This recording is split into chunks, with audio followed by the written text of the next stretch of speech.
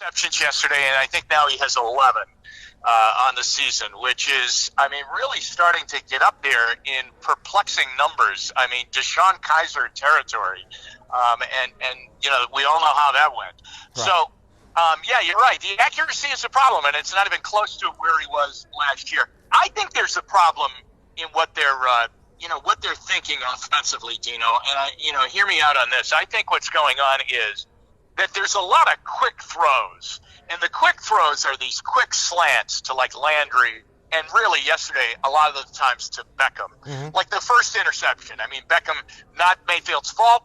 Beckham gave up on a route. He thought he got held. He starts turning around looking for a flag instead of running the route, and the ball ends up right in the midsection of Trey Flowers. The last interception, Dontrell Hilliard's got to hold on to that football. It spits up in the air. The second one in the middle is the one that I think is concerning to a lot of people, because it's the one in the end zone.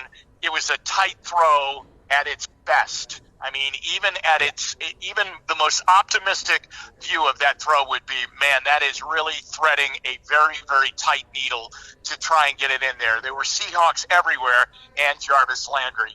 And where it came in the red zone and when it came right before halftime, when you at least are going to get a field goal, if not a touchdown. You had 3 timeouts. You had plenty of time. You're on like the 10-yard line, and he whips that ball in there off his back foot. And that is happening more and more. That's the same interception, basically, that he threw early in the game in San Francisco that Richard Sherman picked off. And that's the troubling one. The other ones are, Beckham needs to run the route, and the other one is that Hilliard's got to hold on to the ball. But the middle one is a killer, because they should have come out of there with some kind of points and should not have given Seattle the opportunity to get the ball back and drive down and score before the end of the half and cut the lead down to 2. So what I think is, where he's throwing the ball a number of times, it's very quick. It's off the line of scrimmage, very, very, short off the line of scrimmage, maybe 3 or 4 yards. And you're inviting a lot of traffic in there anyway. So these have to be razor-sharp, perfect throws to work. And that's how you're ending up with these deflected balls, because he pipes it in there with a lot on it. And these guys have defensive backs, linebackers. When you're throwing in close off the line of scrimmage like that, I mean, you just take a look at the schematics of it. You have linebackers in there. You might have a safety up in the box. He's very close there. And you have the quarterback that's probably covering on the play. You're inviting 3 defenders in there anyway, so you better be right on target. And the fact that he's not on target like he was last year, I think tells you that, he's just not confident right now in what he's seeing and what he's doing in the passing game. And that's coming back and haunting him right now. So hopefully he'll use this time, because there is no opponent coming at him this week. He'll use this time to really take a look at every throw that he made so far in the first 6 games, and he'll come away and say, there's a better way to do this, and I need to space this offense out. Their spacing has got to change, and I think they should take a look at what Seattle did yesterday, and that's how you find space for receivers. Right. Well, we'd said that yesterday, as our Thursday, we said that, watching Seattle, that might be kind of a snapshot of what this Browns offense could be, and maybe more importantly should be, with the way Russell Wilson operates, the way they commit to running the football and pounding it, but setting up doing so to set up Russell Wilson to be in a position to succeed. I wouldn't mind having Seattle's offensive philosophy right now.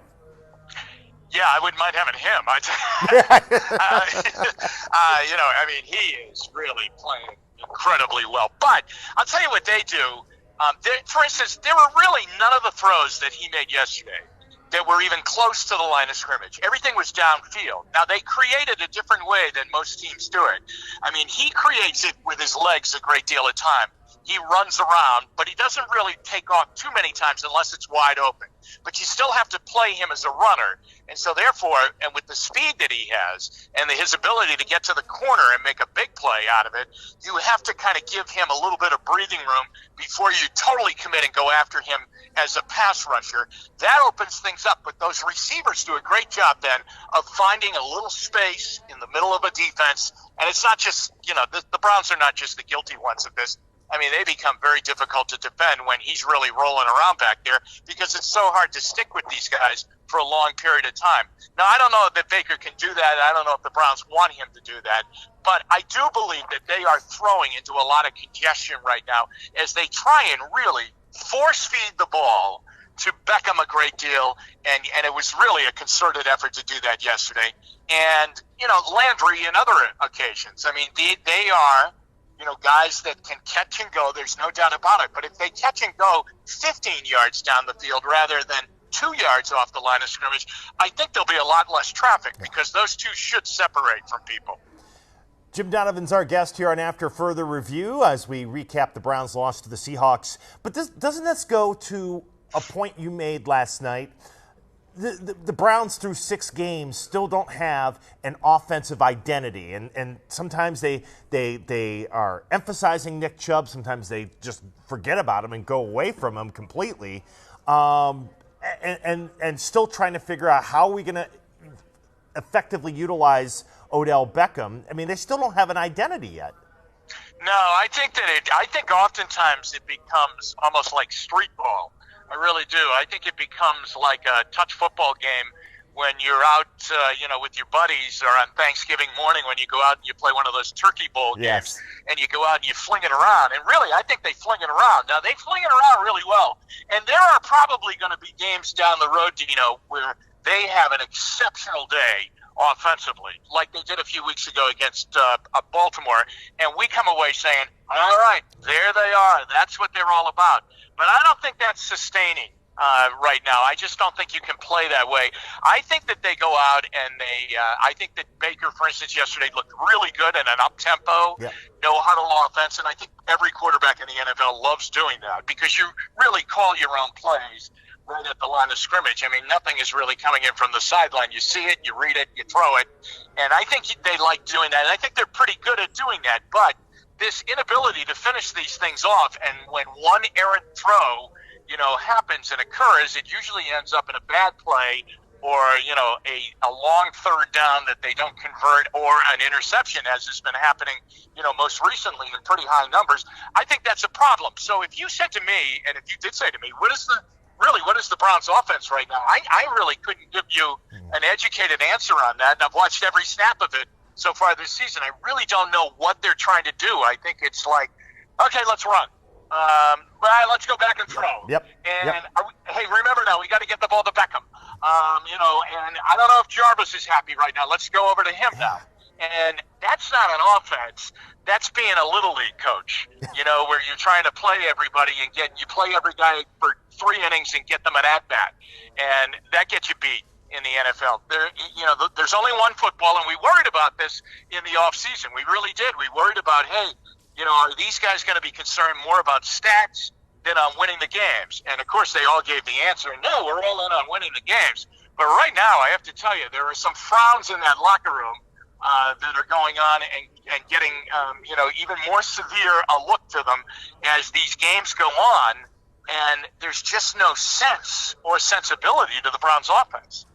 I do want to bring up, Jimmy, the officiating, just from a standpoint that, nobody's perfect, and we certainly they have a very difficult job, but to call that blindside block call on Landry, for example, I mean, they're just things that are being missed or being called that shouldn't be called, that just you're scratching your head going, wait a minute, all you guys are seeing this? Nobody is seeing what the reality is, and it's frustrating. It's frustrating for fans. It's frustrating for the announcers. It's frustrating for everybody.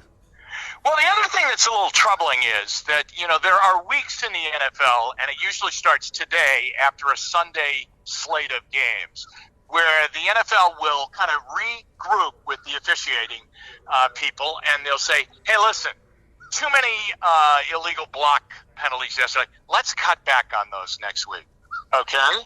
Well, I mean, are there illegal blocks? Or are we now suddenly going to let illegal blocks go next week, and we're going to be, a little less severe in throwing the flag, and we'll see how that goes. All right. What about the let's cut down on the holding in the secondary. The illegal use of hands, the 5 yards, and the automatic. Let's back off of that next week. That's not consistency. I think yesterday that officiating crew lost control of the game in the fourth quarter. Yes. And it was because of what had gone on the entire game. I mean, there was one play, and this is the Seattle grudge. Now, I'm not saying that it was all Browns. The one I'm going to mention here is the Seattle grudge.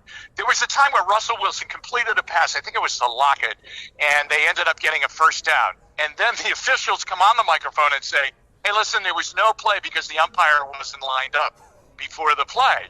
Now, Pete Carroll's got a legitimate beef about that. Yes. It wasn't a substitution problem where Seattle substituted and then the Browns didn't get the opportunity to substitute, and you can kill a play because of that scenario not being handled the right way. This was the guy wasn't lined up properly. I mean, there were a number of times the play clock wasn't set the right way. There was one time the guy announced the penalty. He announced it to the wrong side of the stadium, and then he turned around and said, and now for the television viewing audience, holding on whoever the heck it was on. So, I mean, I really think, here's the other thing, Dino, that's happening. Each and every winter, you have a bunch of veteran officials who are getting out of it, yes, and they're retiring, and you have a watered-down group of officials who are now commanding these NFL games with a lot riding on them the deeper we get into the season, and they're really not ready for that experience. Right. I mean, that guy, he was a first-year referee, I believe, yesterday. Yes. I have never seen him before. And, they really, you just watch the way the game is being handled. I watched the ball blow away. Now, this is a game that's a 4-point game and can be decided by inches. I mean, remember, the Browns got a 4th down conversion by, the skinniest amount of margin that you could get. Yes. So the ball has to be marked properly. I was watching them all talk at one point, and the ball blew from it blew like 10 yards off of its spot, and the guy picked it up and he went back and he just placed it down. Did he place it down in the right spot? Boy, I don't know. I mean, I have to tell you, people's jobs are hanging on this kind of thing. That's the way the league is. So I really do believe that we all of us yesterday, Browns, Seahawks, fans in attendance, we witnessed a pretty poorly officiated game. And the thing is, for instance, on the block on Landry, it does no good to get a telephone call today or tomorrow from the league office to John Dorsey or Freddie Kitchens, and they say, hey, guess what? We goofed that one up. Oops. That does no good now. Right. Yeah. It's over. I mean, it's 24 hours later. I couldn't agree more. Last thing, Jimmy, and I'll let you go here. Jim Donovan joining us here this morning on After Further Review after the Browns lose 32-28. Just to finish it up with Freddie, I've asked this morning, what's disappointing people the most about the 2-4 start, this, that, and the other thing. A lot of people are still upset, and I think rightfully so, about the mistakes, whether it's the penalties, the pre-snap penalties, the discipline things are still a problem with this football team 6 weeks into the season, and that, rightly or wrongly, goes back on the head coach. Yeah, it does. It really does. Things like that seem to, I think that they must happen in practice. He says they don't, but they must happen in practice, and they're not being corrected in practice, because usually how you practice is then how you play. And I'm not trying to be cliche-ish here and come up with a, win one for the Gipper line here, but I mean, usually how you practice is how you play. You take what you do on the practice field during the week, and then you put that out onto the field, and if it's good enough, so be it. And if it isn't, then there's a problem, probably in how it was taught or how it's being handled within the coaching staff. The thing that troubles me is the optics. The optics, and I get a chance to see both sidelines. And, I looked at Seattle yesterday, a composed sideline, Pete Carroll in charge, players weren't running around, players weren't scurrying in the huddle, out of the huddle, late to the huddle, things like that. Like on that situation down by the goal line where they didn't get in, when they went for it on 4th down and they were inside the 1-yard line. And it was all in the aftermath of, did Landry score? Right. And, the review. there was so much chaos over on that sideline that I just don't know how a good, solid, rational, important decision can be made in that kind of an atmosphere. I mean, I just don't see that when I look over to the New England sideline when you watch the Patriots and when we watch them in a couple of Sundays here when the Browns are there. I didn't see that against Seattle. To be honest with you, I definitely didn't see it against San Francisco, and they have to streamline some things over there as far as the coaching staff is concerned, to get a free-flowing, organized effort over on that sideline. Because what happens if it's chaos on the sideline, it becomes chaos in the huddle and at the line of scrimmage and as the play plays out. And that, to me, is really troubling as to the organizational factor of what's going on during the game. And this is different now because you have a first-time head coach who has decided that he's going to call his own plays, and he's got a lot going on. And he's got more responsibilities than just calling the plays under the title of being the head coach of the football team. Everything needs to go through him. And I just look over there. The optics to me are that there's some chaos on the sideline. Yeah, I agree. And that was one of the things I remember you and I had a discussion before the season started. That was the thing I was interested in Freddie. It's one thing to be able to call the plays during the game as when you're an offensive coordinator, but it's figuring out, okay, are we going to go for it on fourth down? Am I going to throw the challenge flag or not? When do we take a timeout, before or after the 2-minute warning? All those little nuanced decisions that you can't really rehearse. They just happen, and you got to act on it quickly. Yeah, there are some really interesting things that I think probably need to be brought up in the next week. Rashard Higgins dressed yesterday but didn't play. And, you wonder what is really going on there. Yes. I mean, there has to be something more than a knee issue, because Higgins actually thought he was going to play against San Francisco, and I believe he thought he had a crack of playing against Baltimore, and he didn't dress for those games. And we all bought into the fact that his knee just wasn't there. But now he dressed yesterday, and he didn't play at all. And so there's something going on there more than his knee isn't 100%, because you wouldn't dress him then if there was any question about that. The other thing is that Jannard Avery was a contributing factor last year on the Browns defense, and he doesn't even dress now for the Browns. And they tell me that it's because he's basically been beaten out by Chad Thomas, as the Browns, they dress 4 defensive ends for a game. Boy, I have to tell you, I think the Browns, something was going on there, too, because Avery was talked up as being a big, big part of the Browns' defense all off season long, and deservedly so after his year last year, and that hasn't happened, and you wonder what's going on there. And the other thing, Dino, they need those 2 young corners to get back on the field and play, because I think that Carey and Mitchell have done a serviceable job doing that, but the Browns aren't making plays in their secondary. They're not contesting balls. They're not getting interceptions because they're playing safe there. And I get it. They don't want to get beat over the top. And those 2 guys have done a pretty professional job doing that. But we're at a point where you really need to turn teams over. And when you have a guy that's the 4th pick in the draft, and when you think you stole a guy in the 2nd round who had first-round talent like Greedy Williams, then they need to get on the field and play. And I know those are injuries, but they need to play, and that might give the Browns a better look, defensively, and start getting some turnovers. Absolutely. Jimmy, as always, appreciate your thoughts after the game. Look forward to seeing what you have to say tonight on what matters most, and certainly at 7 on the front row with the rest of the panel. All right. Thanks, Dino. Thanks, Jimmy. All right, that is Jim Donovan. He is the voice of the Cleveland Browns, also 3 News sports anchor. And, again, he'll have plenty tonight on what matters most at 6 o'clock, and then on the front row at 7. So, and by the way, just a reminder, Jim Donovan's discussions with me on After Further Review are presented by our friends at Master Pizza. Remember, download that Master Pizza app. Start earning pizza points today. That's Master Pizza. Taste above all. Let's run down here what you have to say. Let me first throw the Twitter question out at you. We have it at our 3 News Twitter at WKYC. What bothers you the most about the Browns as they go into this bye week? And I gave you 4 options. Remember, it's Twitter. You get 4 options. The fact that Baker Mayfield's regressing a little bit. The offense, as Jimmy just talked about, lacking an identity, lacking any kind of a flow. The Browns not overcoming adversity, something else Jimmy just mentioned. Every time something goes wrong, an interception at the goal line, touchdown, that Derrick Henry gets from 75 yards out, officiating, maybe not getting the call that go your way. The Browns seem to kind of curl up into a ball and get into a cocoon, and that's it. And also, I gave it one other option: is Freddie Kitchens just simply over his head? And a couple of you are saying, 44% saying Freddie.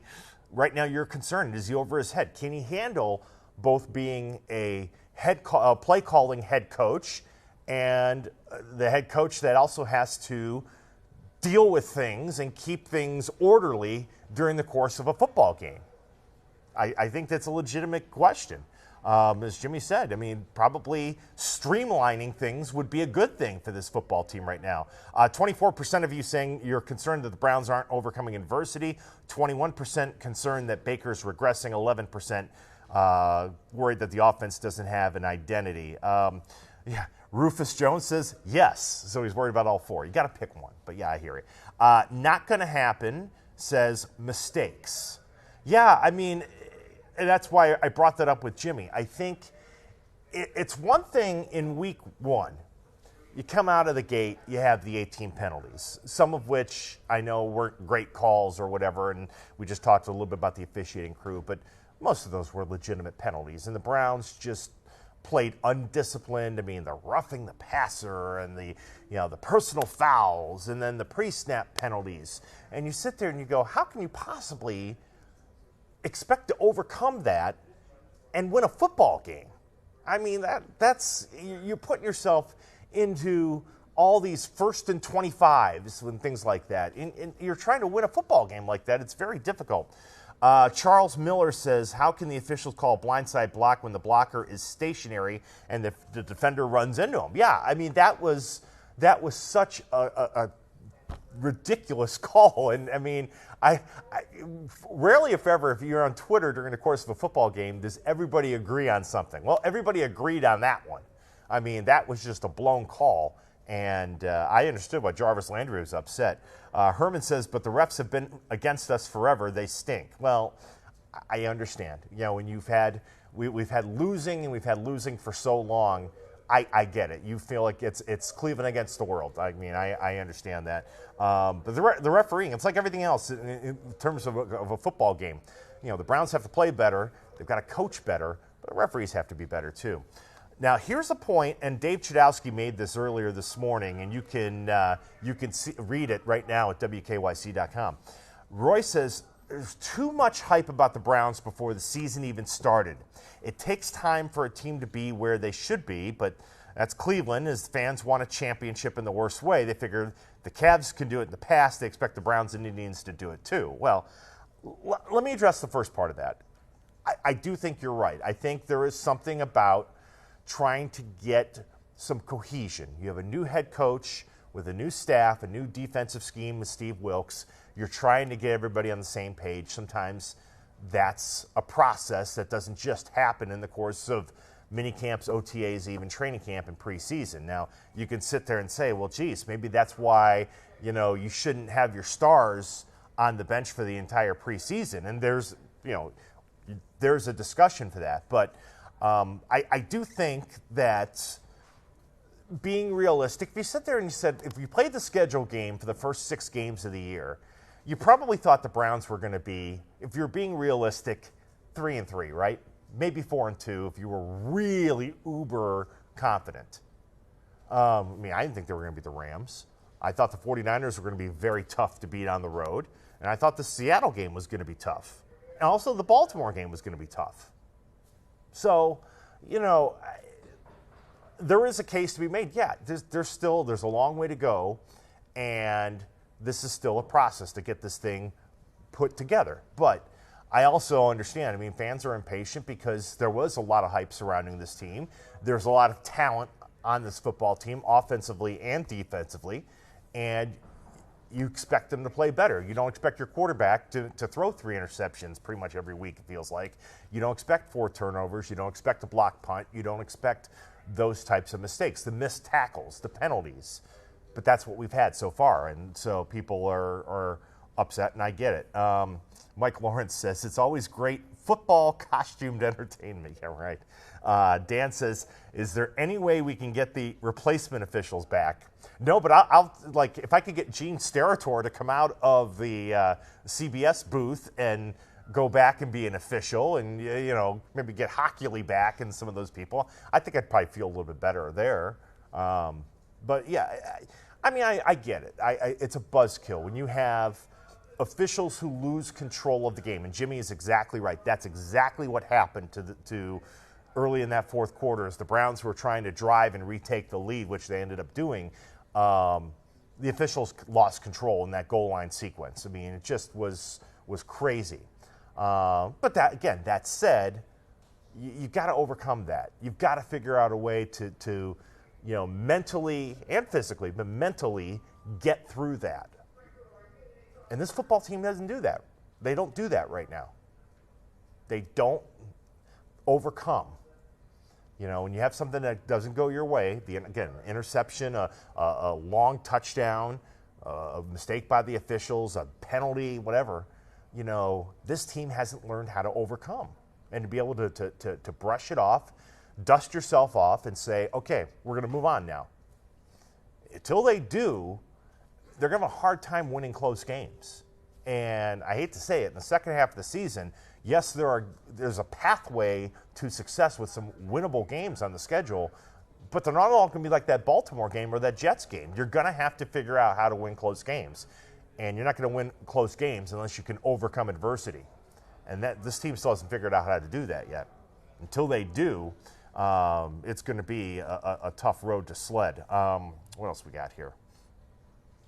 Let's see. What do you have here? Todd says, most of the people voting couldn't recognize the difference between cover 2 and cover 0, but yet they think they know more than Freddie. He's made mistakes, but ask Steeler fans about their guy, and you'll get similar answers. Well, first things first, Mike Tomlin coached a great game last night, and when you've taken your team to multiple Super Bowls and won one of them, you're not going to get as much criticism. I mean, it's just, but I get your point. I mean, having said that, I just think that fans are disappointed. It's not necessarily the X's and O's, although I think people are still worried about the play calling. Why aren't they running it more in the red zone and things like that? It's the little things. It's, do I throw the challenge flag now, or do I keep it in my pocket for later? Do I, go for it on fourth down, on 4th and 2? Or do I punt the football away? It's the personnel. It's all those decisions in the course of a game that have to snap judgments, right? And can you do that, but also have the play card in your hand to still call the plays and get the offense going? Can you do that? Can you multitask? It's not easy. Not many can do it. So, for the 46% of you who are wondering right now if Freddie Kitchens is over his head, I agree. I share that belief. That it's asking a lot from anybody, but a first-year head coach who his experience as an offensive coordinator literally was one half of one season. And now all of a sudden you're being a coordinator. I know Todd Monken's there, but you're calling the plays, but you're also handling everything else that goes in the course of a football game. It's a lot. It's a lot. So, I think Jimmy used the word streamline. I think the Browns need to figure out how to streamline themselves. And, at that point, you got the bye week for it. At that point, maybe you make your coach's job a little easier, then you make your team's job a little easier. Let me see if Ben Axelrod is. You got a second, Ben? Yeah. Let's bring up 3 News digital sports reporter Ben Axelrod, as he's with me. I haven't had you on for a couple weeks. How's it going? It's going. It's going. Welcome home, by the way. Appreciate it. As Ben joins us here, we'll just get a couple of last points here, but I wanted to bring Ben in here and get your thoughts on this game. What was for you the biggest takeaway from yesterday? I think just this offense, and it's been a theme throughout the season, just I know you talked about it with Jimmy earlier, just the lack of identity, just all this talent, and you get up 20-6, and you think, okay, this is going to be a game where Nick Chubb touches the ball 30 times, and then you have the disaster down there at the end of the first half, and almost like a microcosm of the way this Brown season has gone. Yeah.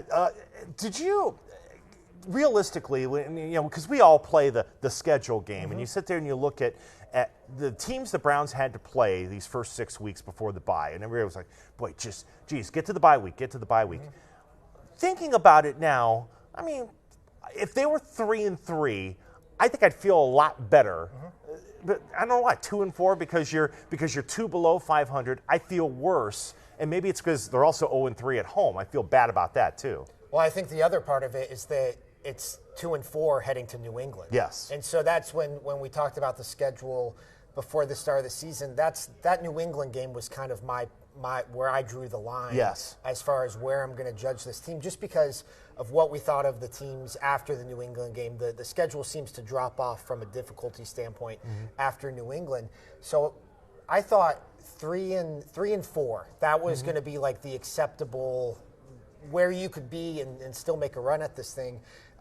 They can still get there. They're 2-4, but it's going to take beating the toughest team you're going to play all season on the road in Foxborough in what's essentially going to be a nationally televised game. So, 2-4 to me through these first 6 games was kind of, one of the worst case scenarios, and that's the way it's played out. And it's not even just the record. There's 2 blowouts in there, too. Yes. It's the 49ers game and the Titans game, the way those games were lost and the fact that they were so far apart from one another, I think that adds to kind of the dread of that 2-4. Because it's one thing to lose, but people want to use the term quit, and I'll listen to that. But it's when adversity strikes, when Callaway has go through his hands, it's intercepted, blah blah blah, whatever adversity, bad luck comes your way, this team just kind of curls up and disappears, and that's not what you expected from this team. Yeah, and we saw that in the Titans game in the opener. We saw that, you mentioned it, against the 49ers, and then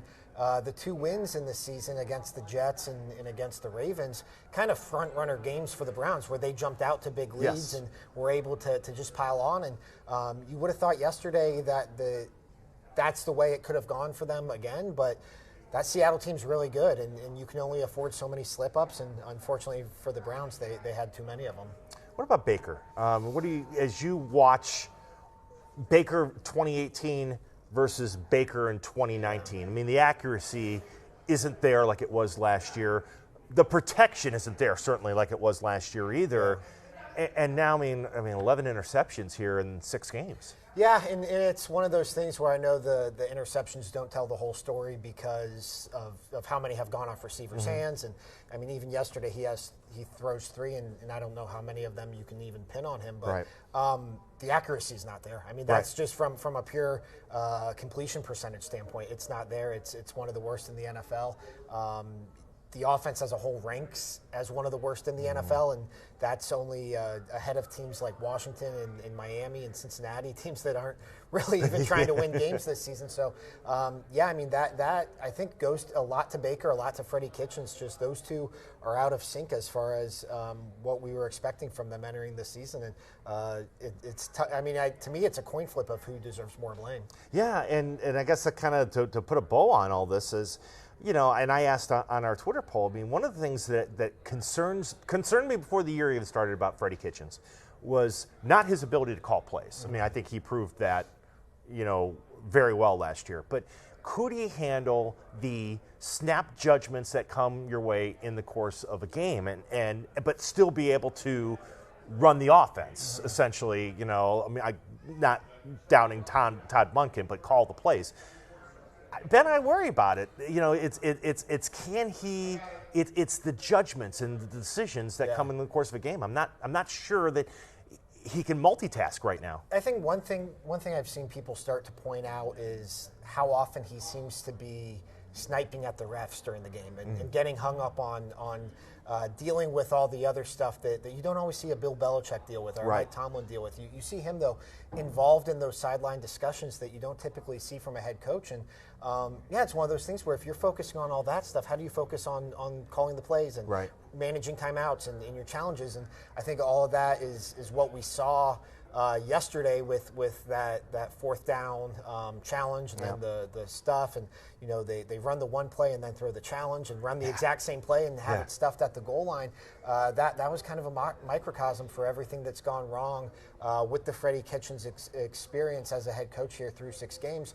And it's a real concern. I think it's something. And the other thing, I know I heard this point on the radio this morning with our friends Ken Carmen and Anthony Lima, but he seems to be in a very emotional coach in the way he calls the game. Yes. And we saw that at the end of the first half with him.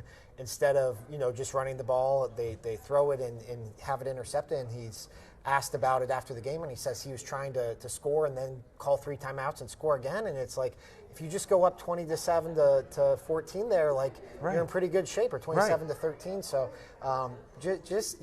really, Freddie Kitchens is definitely up there as far as what's concerning about this team. I don't think there's any doubt about that. Yeah, we'll see. As Jimmy mentioned, it'll be interesting to see if they can streamline things a little bit between now and when we come back to football with New England. But it's a lot of work. Yeah, a lot of work. Is. A lot of work. It's not going to be a vacation bye week for this football team. No, it shouldn't be. My friend, I appreciate it very much. Thanks for Ben Axelrod, 3 News digital sports reporter. You can see his stories at WKYC.com. Just a couple of closing thoughts here from you. Bo says, you can't base 6 games on a head coach, which I agree with. We can't keep firing every coach that loses games. And I'm not suggesting certainly that Freddie's job is on the line or anything, but what I am saying is I'm worried that right now his ability to multitask and be a head coach and also be a coordinator, that I guess is my concern. Charles says his team is still young. The more they play together, the better they're going to be. It may take a while.